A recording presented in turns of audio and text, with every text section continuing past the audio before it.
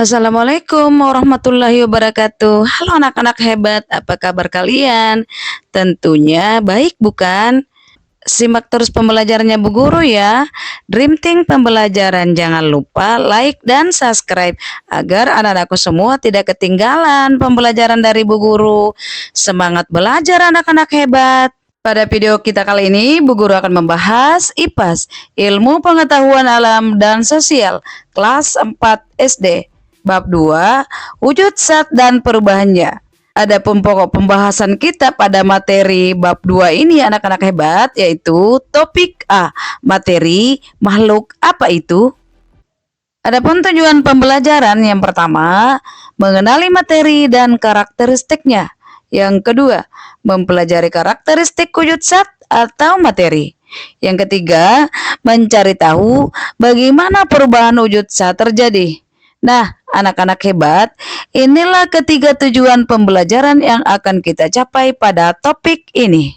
Halo anak-anak hebat, sekarang kita akan mempelajari topik A, materi makhluk apa itu. Di sini terdapat beberapa pertanyaan esensial. Pertanyaan esensial itu merupakan pertanyaan yang sangat penting yang harus anak-anakku ketahui dan menjawabnya. Pertanyaan esensial ini akan mudah anak-anakku nanti jawab setelah mempelajari topik ini. Adapun pertanyaan esensial yang pertama, apa itu materi? Yang kedua, seperti apa saja wujud zat atau materi? Yang ketiga, bagaimana wujud zat dapat berubah-ubah? Anak-anak, alam semesta merupakan tempat kita tinggal yang terdiri atas banyak materi. Lalu, apa itu materi? Materi merupakan segala sesuatu yang memiliki massa dan menempati ruang.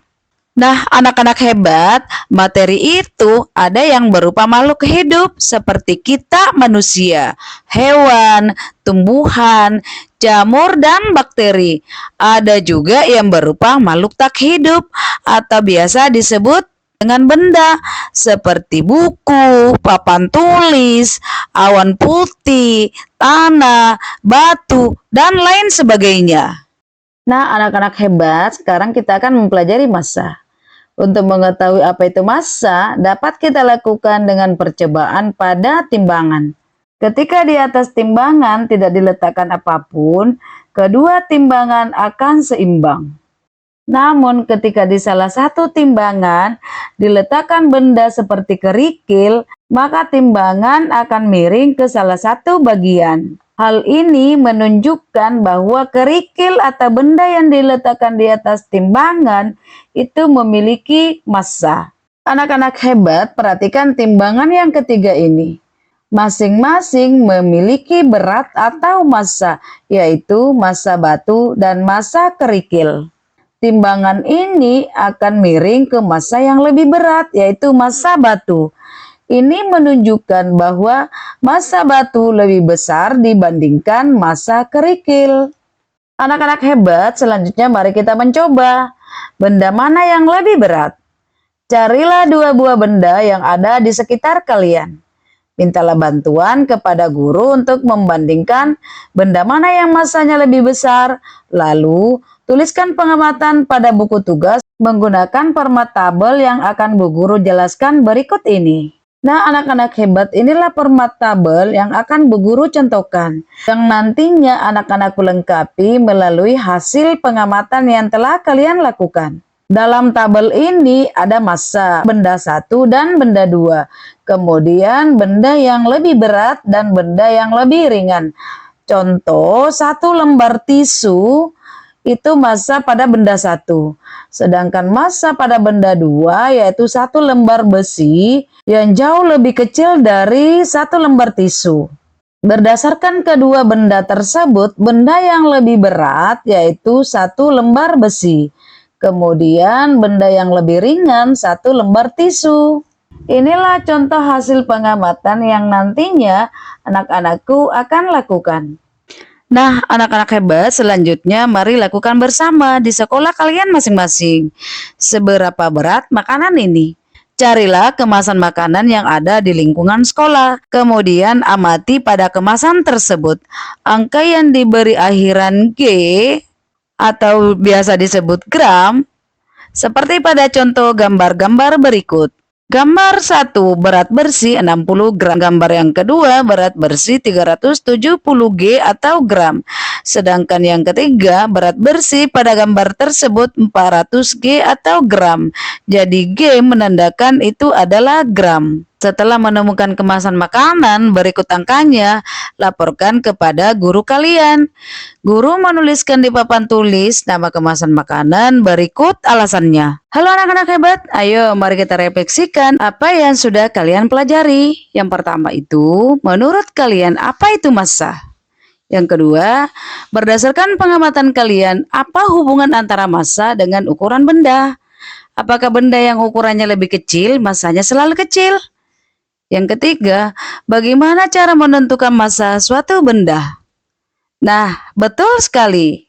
Yang pertama, massa adalah besaran dari suatu benda. Yang kedua, hubungan antara massa dengan ukuran benda adalah benda yang ukurannya lebih besar biasanya memiliki massa yang lebih besar. Meskipun tidak selalu anak-anak hebat, massa benda dipengaruhi oleh banyaknya zat atau materi dalam suatu satuan. Seperti yang Bu Guru telah jelaskan sebelumnya, massa satu lembar tisu jauh lebih ringan dibandingkan dengan massa satu lembar besi yang ukurannya lebih kecil. Nah, begitu anak-anak hebat. Yang ketiga, cara menentukan suatu benda adalah menimbang menggunakan timbangan. Nah, anak-anak hebat, kita akan belajar lebih lanjut tentang massa. Massa adalah besaran dari suatu benda. Ketika suatu benda memiliki massa, maka benda itu merupakan materi. Massa suatu benda bisa berbeda dengan massa benda lainnya. Misalnya, massa satu butir telur tentu berbeda dengan massa satu potong baju anak-anak hebat.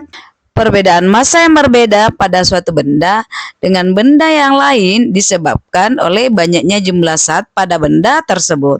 Misalnya, jika kalian memiliki sebuah botol plastik dan sebuah botol kaca atau gelas plastik dan gelas kaca, meskipun sama-sama botol atau gelas, tetapi keduanya memiliki massa yang berbeda. Botol kaca atau gelas kaca memiliki jumlah zat yang lebih banyak dibandingkan botol atau gelas plastik anak-anak hebat. Akibatnya, botol atau gelas kaca massanya lebih besar dibandingkan botol atau gelas plastik. Anak-anak hebat, pembelajaran kita selanjutnya tentang ciri-ciri materi. Selain memiliki massa, ciri-ciri dari materi adalah menempati ruang. Maksudnya, setiap materi pasti memiliki ukuran tertentu anak-anak hebat. Misalnya, air yang bisa disimpan di dalam gelas atau botol, udara yang bisa memenuhi paru-paru kita atau ruangan. Dengan kata lain, materi juga memiliki volume tertentu anak-anak hebat. Halo anak-anak hebat, untuk mengetahui apa itu volume, mari kita buktikan bersama-sama. Nah, di sini masing-masing guru kalian akan mendemonstrasikan aktivitas mengukur volume suatu benda anak-anak. Guru kalian akan membawa beberapa jenis wadah dan sejumlah air atau cairan tertentu, seperti yang anak-anakku sedang amati. Ada toples, cangkir, mangkuk, dan gelas. Untuk itu dapat kita simpulkan bahwa volume itu adalah ukuran banyaknya jumlah zat anak-anak hebat. Jadi itulah yang dimaksud dengan volume. Nah, selanjutnya kita lakukan bersama anak-anak hebat berapa volumenya. Bersama dengan teman-teman sekelas, carilah bungkus kemasan minuman, botol minyak, oli, atau botol sirup yang ada di lingkungan sekolah kalian masing-masing. Kemudian, carilah di bungkus kemasan itu angka yang diberi akhiran ml atau biasa disebut mililiter atau L. L itu adalah liter. Laporkan hasilnya pada guru kalian. Contoh yang ada di sini 250 ml atau mililiter. Ini adalah kemasan susu sapi. Berat bersihnya 250 mililiter. Kemudian ada juga oli motor. Isi bersihnya 1 liter anak-anak hebat. Nah, selanjutnya anak-anak hebat, guru kalian akan membimbing kalian membuat tabel seperti yang sedang kalian amati. Anak-anak hebat akan menuliskan nama produk disertai keterangan volume yang tertera pada kemasan yang telah kalian dapatkan. Di antaranya yang kalian nanti jelaskan secara tertulis Yang pertama, produk apa yang volumenya lebih besar? Kemudian yang kedua, produk apa yang volumenya paling kecil? Dan yang ketiga, apa jumlah volume yang memengaruhi bentuk kemasan? Kemudian bagaimana pengaruhnya? Nah, begitulah anak-anak hebat dan ini semua akan dipandu oleh guru kalian masing-masing.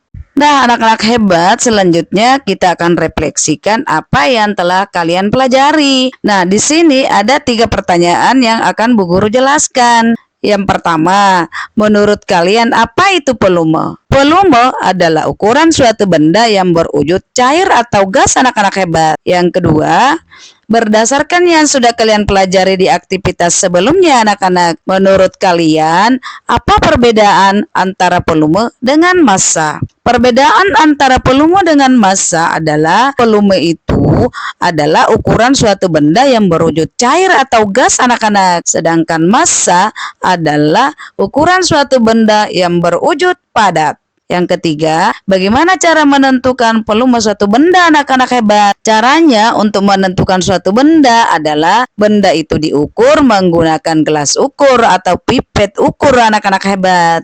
Anak-anak hebat, kita akan belajar lebih lanjut tentang hubungan massa dan volume. Mirip seperti massa, volume adalah ukuran banyaknya jumlah zat, anak-anak hebat. Bedanya adalah biasanya massa digunakan untuk mengukur banyaknya zat padat, sedangkan volume biasanya digunakan untuk mengukur banyaknya zat cair seperti air, minuman, oli, minyak, dan lain sebagainya. Nah, di sini ada beberapa zat cair, anak-anak hebat, seperti air, minuman, oli, minyak. Nah, ini semua dapat diukur dengan menggunakan gelas ukur atau pipet ukur, anak-anak hebat, seperti yang Bu Guru jelaskan sebelumnya.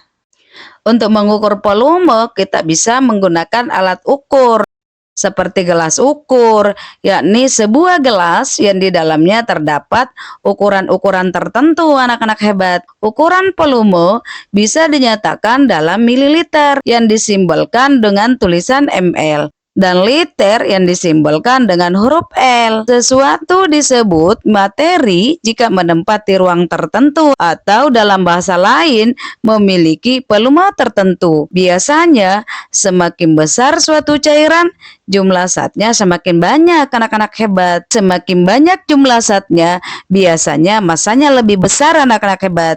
Jadi bisa disimpulkan bahwa massa dan volume saling berkaitan karena setiap materi pasti memiliki massa dan memiliki volume, anak-anak hebat. Nah, anak-anak hebat, selanjutnya apa yang sudah aku pelajari?